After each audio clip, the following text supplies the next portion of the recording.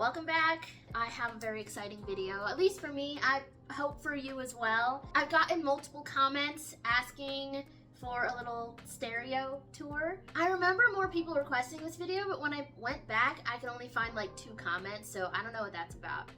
But for those 2 people, here's the video you wanted, so yay. So I have here next to me my parents' stereo system.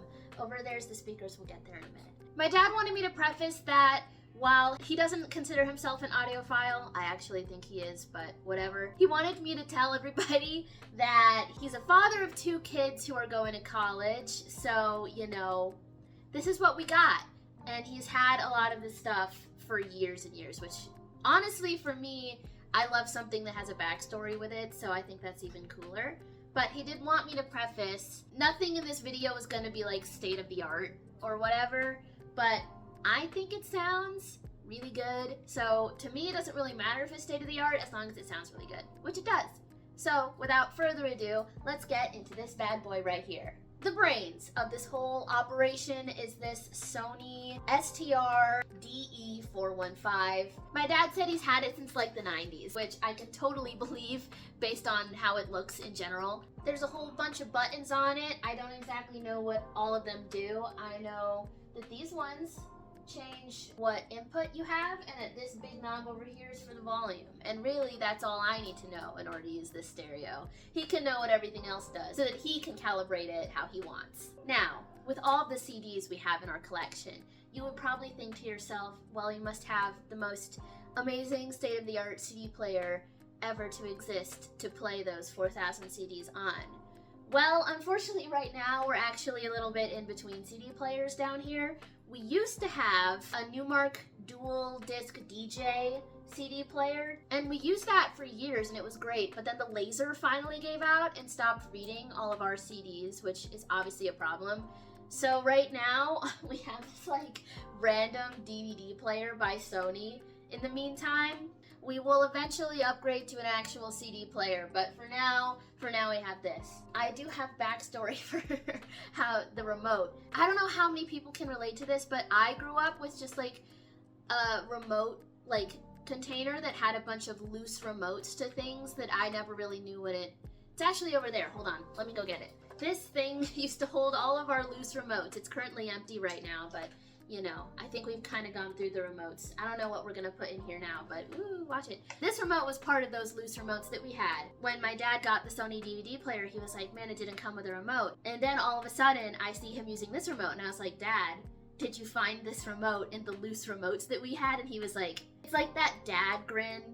He just like, across his face, just like, hee, yeah, I did. It was the funniest thing ever. So people holding on to their loose remotes out there, they might come in handy. Maybe you'll have a random Sony DVD player you'll need a remote for. And the last thing that we have that's in this cabinet is this tape deck. This is the Kenwood Double Cassette Deck 101 CT. He also said that he's had this since he was in college, so like late 80s, early 90s.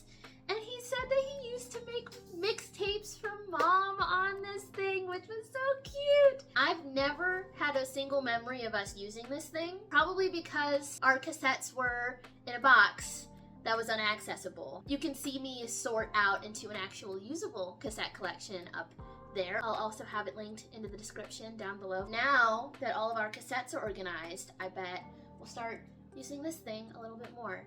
Now, there is one more thing that's in this media tower here, and that is this turntable. It is the Pioneer PL500 direct drive turntable, circa 1980. My dad found it at a Goodwill. Actually, this was years and years and years ago. He found it at a Goodwill without a cartridge. And at the time, the company he was working for was still an Audio-Technica dealer, so he had access to a lot of their stuff. And he actually ordered the original new old stock cartridge that would have been sold with this turntable in the 80s. And then our good friend David Wolf over at the Vinyl Groove Records, you should totally check out his store if you're in Cleveland. I'll put a link to that in the description as well. But David Wolf from the Vinyl Groove Records fixed it up for us and calibrated it, and it works perfectly. All the electronics inside are still working, all the automatic functions still work. So it works amazing, it sounds wonderful. Oftentimes, if I get a record, I'll test it out on this turntable right over here to check its audio quality to see how good actually is this record, or if this record pressed well or mixed well or not. You can usually tell if you put it on this thing. You can tell right away if it's actually a well done record or not. Hello everybody, and welcome to what is, in my opinion, the best spot ever to sit in the house. And that is right in between these two JBL speakers. When you've got a record going on that turntable and you can just get that stereo sound all around you, there's no better way to listen to music. These JBL speakers specifically are J2080s. They're sitting on top of two other speakers. Don't know what they are. They're not even plugged in. They're just for decoration right now. My dad has actually had these since college as well. They sound wonderful. I don't have the terminology to describe how good they sound, but if you can get your hands on a pair of these, I think it's very worth it. Even though they're super old, they sound crisp, amazing, so wonderfully awesome, and I will take nothing in the comments about that. In my opinion, they're really what make all this old stereo tech really shine. Welcome to my bedroom with the stereo that is in my bedroom right now. But before we go over this lovely stuff, let's go to my shelf where I actually have something else to talk about really quick. My CD player that I've had for my entire life. It's honestly probably older than I am, if we're gonna be honest. I've had so many memories with this thing. It is the Sony CFD 5200, and I just love it. I love it so much, guys. I've had this like right next to my bed growing up the entire time, basically. And I always liked it because it had like specific numbers buttons. A lot of CD players don't, and my pea brain really liked that I could hit the number 4 and go to the 4th song. That was really, really big to me. And in middle school, I got really, really into the Beatles. I'm still very much into the Beatles, but that's when it was starting. And I had this next to my bed, and I would wake up in the morning on the weekends, and I would take my Sony headphones that had that 10-foot long cable that I still have to this day and use. I had 2 CDs next to my CD player. I had Revolver and I had Rubber Soul, and I would choose one to listen to, and I would just put on my headphones and just escape the world. I do still listen to CDs on it. I still do. It is a little bit old. While sometimes the laser decides that it doesn't want to work today, that's okay, because for the most part, it still works okay. And sometimes you just gotta wait for it to get back on track. Tread lightly around it when it's going, though, because too big of steps will cause it to shake and vibrate, and then it will decide that it doesn't really want to do its job anymore. Technically not a part of my stereo system, but I don't need a CD player in my stereo system because I got one right here. Welcome to the stereo that's in my bedroom. It is not my stereo. It is also my dad's stereo. It is fully his. I do not claim ownership of this stereo by any means.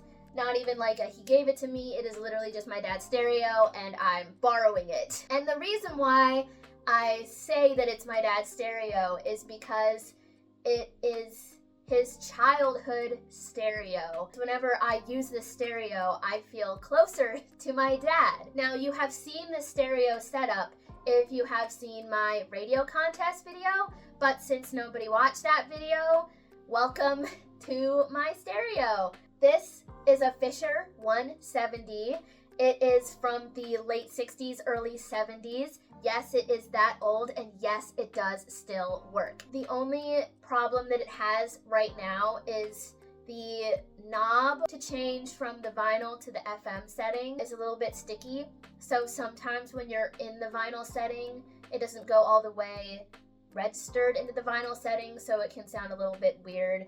But when it works, oh boy, does it sound amazing.